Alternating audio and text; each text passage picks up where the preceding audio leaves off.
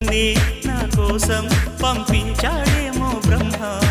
నడిచేడి నా ఇంటి దీపమా నీతో సావాసం పండించింది నా జన్మ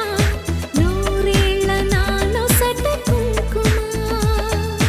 వెచ్చని శ్వాసల యౌవన గీతికి పల్లవి నువ్వంట పచ్చని ఆశల పువ్వుల తీగకి పందిరి నీ జంట మనవిగి కౌగిలి తన కోవెలని కొలువుండి పోవాలని చేరింది ప్రేమ